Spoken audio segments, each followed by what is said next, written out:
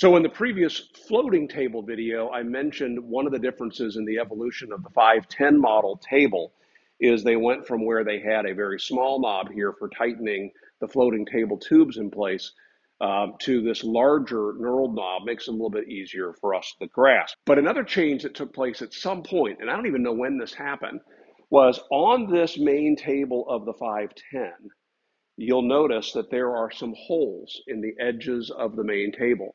They're on all four corners of this table. And those holes were used in the milling process. At Shopsmith, they have a fixture that would grasp those four holes.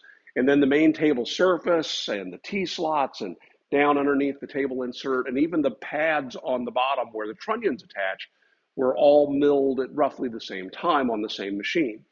At some point, I don't even know when, Shopsmith changed this idea and they went to these little rectangular nubbins that are on the main table. So today, if you happen to have a Mark 7 or a later version of the 510, you'll notice you don't have holes in the table. So going back when I was an academy instructor in the mid-90s, I got an idea of how to fill in that void at the back of the tables as I'm using the floating tables behind the main table. And that was, why not drill matching holes in the floating tables? Let me show you. So here you can see on this table, I have drilled holes into the edges of the floating table to match the holes in the edge of the main table of the 510. Now, if you've got a model that doesn't have holes, you could drill these holes anywhere you wanted to. And you might say, gosh, drill holes in my floating table? Should I do that? Look, if you bought the Shopsmith chisel sharpening guide, one of the options that they give you, they even give you a template, is to drill holes into the face of one of your tables. Be the extension table, not a floating table. It's really super easy. It's aluminum. I'm not suggesting that you do this, but I want to show you how I did it and show you how I utilize that feature to fill in that void at the back of the table. Now, I'm going to use the holes in the 510 table to position the holes in my floating table.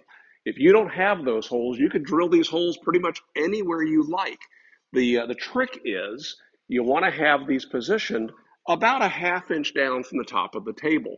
I'm going to use 1-inch stock, 3/4 inch plywood, and a 1/4 inch piece of masonite or tempered hardboard or MDF to give me a total sandwich of 1 inch.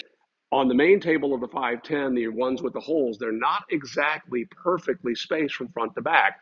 So here's the trick I would use to position these exactly the same location as they are on your 510 table. So I'm taking my 3/8 inch drill bit, and just by hand, I'm giving it a spin into these pre-existing holes in the main table. That's because there has been some paint added to the table after these holes were cast into the table. And to make sure that I got a good fit here, I'm just clearing that paint out. And then into these holes, I'm going to add dowel centers. We use these to transfer hole locations for doweling.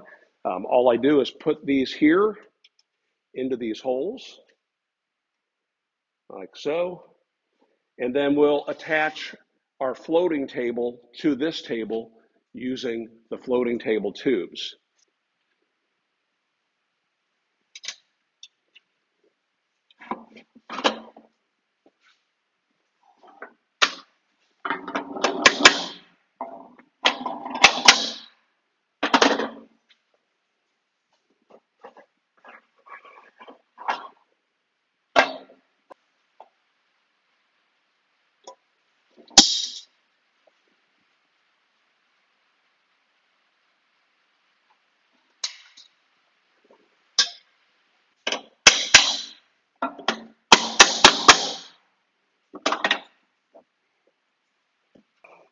We're going to set the height of the table. You notice now I've got my main table butted against my extension table, so that is being held firm. I've got my fence locked down. I've got the height of my table set so the center of that drill bit is centered on my dimple, and we're just going to pass right through the side.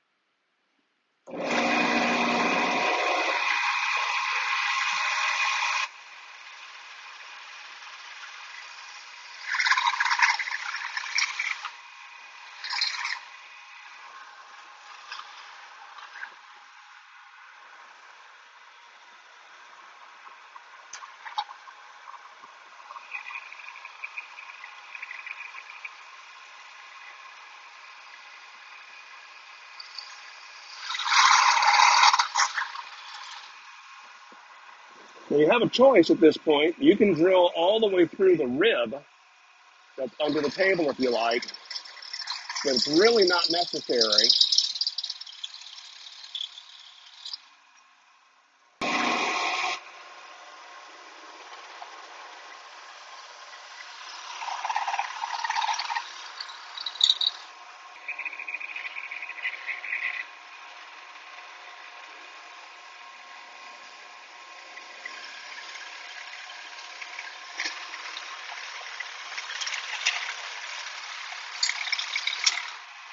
So this isn't magic. What I've done is I've cut my MDF a little bit large. It's oversized. I've attached it to this 3/4 inch piece of plywood. I need about an inch of thickness here. And so to trim that perfectly flush, what I've done is I've set a sacrificial fence onto my main fence, and it is over the blade. So the blade is not extending beyond this face, but it is exposed under this face. All I'm going to do is run the 3/4 inch stock against this, and this should flush cut that. Pretty straightforward, actually.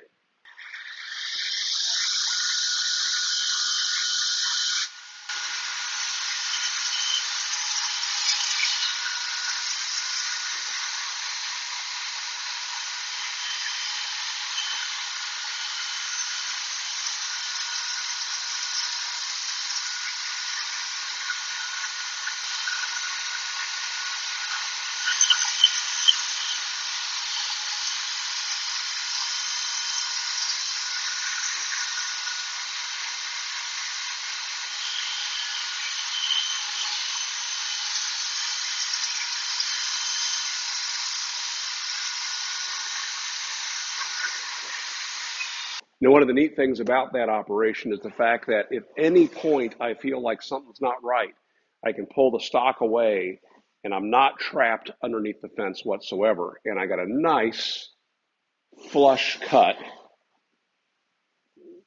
with this table. We need to drill matching holes in this table that's going to be catching in the back.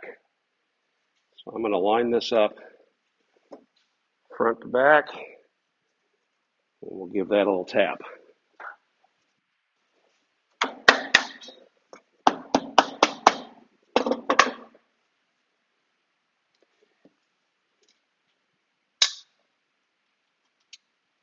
And I can use this same table on the opposite side, just remembering not to flip this thing end for end.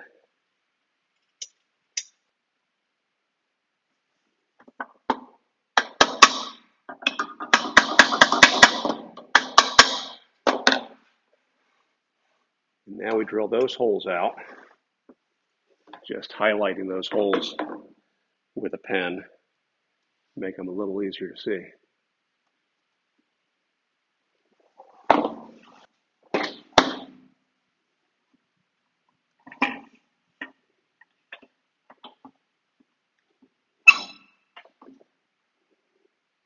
How deep? Oh, I don't know. Let's go about 3/4 of an inch or so.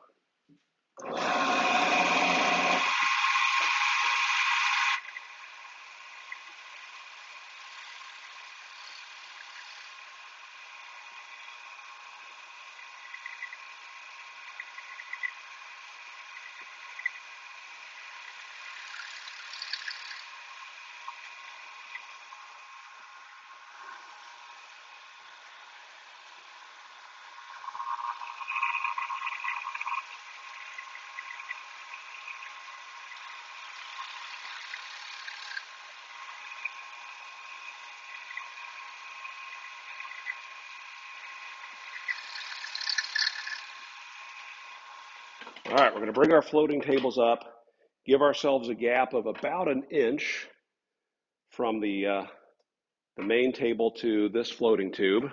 We should then be able to plug that side in.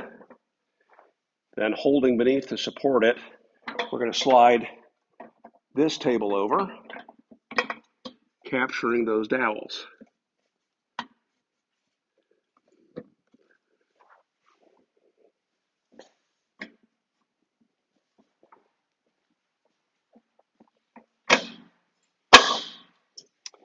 Lock all those tubes down now. And that's it. But there's more than just that. Now, one thing I want to point out to you, if you decide to use this setup, it's possible to loosen these 2 points right here on the main table, and grabbing that leg and folding it, we can drop this table down and have it just suspended off the back of the main table. This is great for storage if you're going to push your Mark V up against the wall of your garage. And when you're ready to cut again, just lift it up, drop the leg back down, and adjust everything. I'm going to have to trim a little bit off of this table here to accommodate the rear clamp of the fence rail. On the 520, it fits right on the top of the extrusion, so that's not an issue at all. But on the 510, it reaches around that rear fence tube. Now, one important point to make about this, I've got this set up right now for ripping stock, but if I do want to use my miter gauge or my crosscut sliding table, I'm going to run into this problem. My miter bar is set down into this table and it's going to hit that table. So if I'm planning on doing this, I need to make a dado, and it doesn't have to go the full length of that table, but it might as well. Am I suggesting that you do this to your machine? No, but if you want to, you can build something like this pretty straightforward and simple. If you got a modern version of the Mark V or Mark VII that has those little metal nubbins, interesting fact, the space between the top of the table and the top of that nubbin is about 3/4 of an inch. So it would be possible to position your floating table here right on top of those, but you still might want to drill some holes. I don't know. That's something worth exploring. Encourage you to check this out if it looks like something you want to try. I'd love to see your solutions for rear support. By all means, send it to me at my email address and let me know whether or not you're comfortable with me sharing that. And I'll share it on places such as the My Growth Rings Facebook page or in the community tab right here on YouTube. I look forward to your questions, comments, cheap shots. We'll do our follow-up video as always about midweek, and make it a great day.